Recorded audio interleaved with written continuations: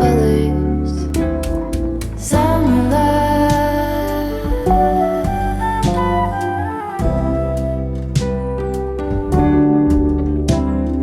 Lonesome dove, folded on the lawn chair in all the colors.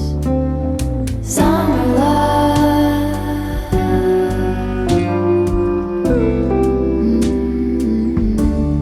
Remember when we were getting nowhere fast, when the garden won't stop giving back. Sometimes a home can feel like an old photograph, beautiful but no longer alive with who you're becoming. What if your space could move and grow with you, becoming a living, breathing mirror for your next chapter? This week, we're taking a deep dive into emotional ROI. If you've been here recently, you've heard me talk about the impact your home has on your next chapter, how it can hold you, mirror you, and call you forward. I've mentioned emotional ROI before, but only briefly, and today we're going to truly unpack it. We're going beyond colors and corners into energy, identity, and the small daily rituals that shape the woman you're becoming. And I want to be clear, this isn't about creating a new identity or performing a polished persona. It's about gently peeling away the masks, the identities we thought we had to wear to be accepted, loved, or successful. It's about creating a home that supports your soulful unfolding, a space that holds and honors the woman you have always been and maybe felt afraid to fully express. So grab your design journal. This isn't just inspiration, it's a guide to transforming your space so it supports the woman you're becoming, the one who has been waiting inside you all along. And if you stay with me until the end, I'll also share some updates on the podcast I relaunched last Thursday and a little glimpse into the book I'm writing, which is something very close to my heart. In real estate, we talk endlessly about financial ROI, resale value, comps, and square footage. But emotional ROI is something far deeper. It's the return your home gives you in calm, clarity, and confidence, as well as expansion. It isn't about what your home looks like. It's about how it feels, and more importantly, how it makes you feel about yourself.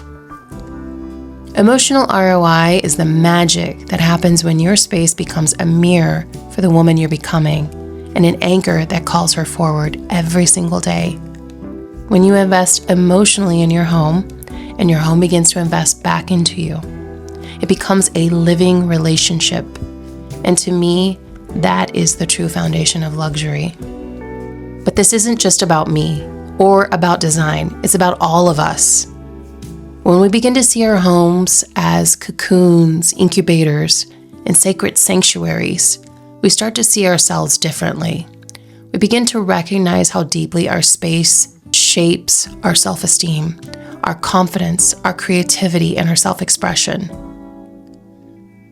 So many of us live on autopilot, barely noticing the ways our environments either nourish us or keep us small. But when we choose to nurture our homes intentionally, we begin to show up differently in our lives, in our relationships, our communities, our families, and our creative work. When I moved into this home full-time, I knew it would be a major chapter of transformation for me. As we poured love into every detail, from the exterior gardens to each interior corner, we didn't look to magazines or Instagram for direction. We listened inward. We created a space that truly reflected who we are at our core. And as the home began to reflect us more and more, I felt more supported. My confidence grew.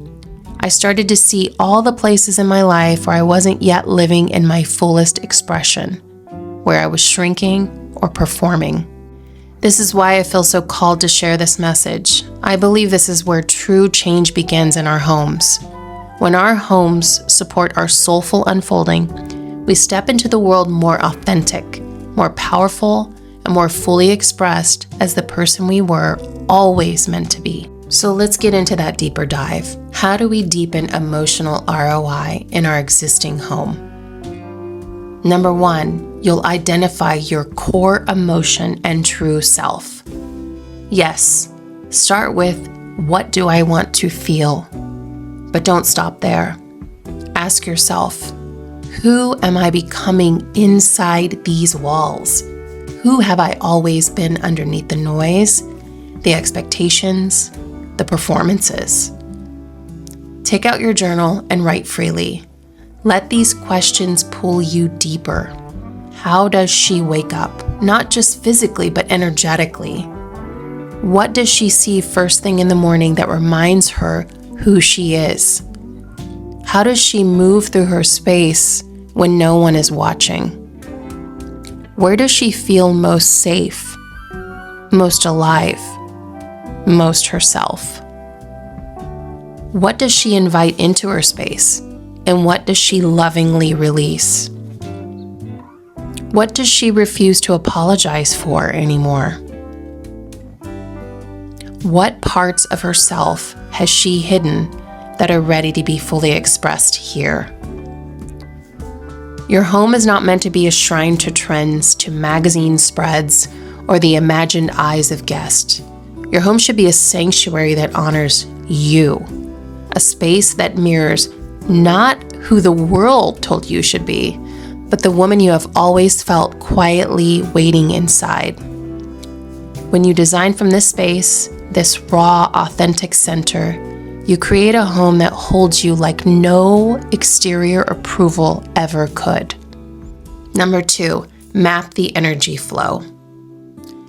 We've talked about creating small sanctuary corners before, but now let's think bigger. How does the energy move through your entire home? Walk through your space as if you are pure energy, no stories, no attachments. Where do you move with ease? Where do you get stuck? Is there a pile of boxes that quietly pulls your energy down every time you pass it? A sharp corner you always bump into, but have learned to ignore? A hallway that feels heavy, stagnant, or simply forgotten? Write these observations down, breathe into them, then ask, how can I clear or reroute these energetic bottlenecks to invite more flow, ease, and inspiration? But don't stop at the open spaces. What's happening behind the closed doors? Your closets. Are they filled with clothes that reflect the woman you're becoming or the woman you used to be? Are you holding on to pieces just in case you shrink, in case you expand, in case you need them someday? And what does that say about your trust in your future abundance? Your belief that you will always be supported and provided for? Do these clothes excite you, or do they weigh you down like quiet anchors? Your wardrobe, your bags, your shoes. What if you played, tried on things, and asked, does this feel like a yes? Does this feel like a sacred, fully expressed version of me? Keep only the pieces that say yes with their entire being. Your foyer, the first whisper of your home when you return each day. Is it welcoming you? Are there shoes scattered that you don't wear or love? Coats that could keep someone else warm, sitting unused? Your home is not just a container for your things. It's a living organism that reflects your inner state. When you release what no longer serves, you make space for what wants to arrive. Ask yourself, what am I holding on to that I can thank and lovingly release? What clutter is quietly blocking my expansion, my self-expression, my joy? This is not about minimalism for minimalism's sake. It's about creating a sanctuary that fully honors who you are and who you are here to become. When you start to see these small hidden spaces with new eyes, you begin to reclaim your power, one object, one corner, one breath at a time. This is emotional ROI in its purest form. The emotional return on investment that grows, compounds, and multiplies over time. Unlike financial ROI, which focuses on square footage, resale value, and market comps, emotional ROI is about the wealth that lives in your nervous system, your mornings, your moments of quiet self-reflection. When you choose to release what no longer serves you, when you design your space as an authentic sanctuary, you're making an investment that no amount of money can truly buy. It's an investment in your self-esteem, your clarity, your freedom to move through the world as the woman you were always meant to be. Emotional ROI doesn't just double, it triples, quadruples, and ripples into every part of your life, your relationships, your creative work, your health, your joy. This is a kind of return that starts in your home, your true home base, and radiates outward, transforming every room you enter, including the rooms beyond your walls. When you nurture your home in this way, you're not just creating beauty, you're creating a foundation of emotional wealth that supports your entire life. Remember, this isn't just about aesthetics, it's a lifelong practice of becoming. Thank you so much for watching and being here with me today. Season 2 of my podcast is live. I'll include a link below if you'd like to listen. I'm also releasing a book at the end of July called The Powerhouse Handbook. I'll include a link for more details below.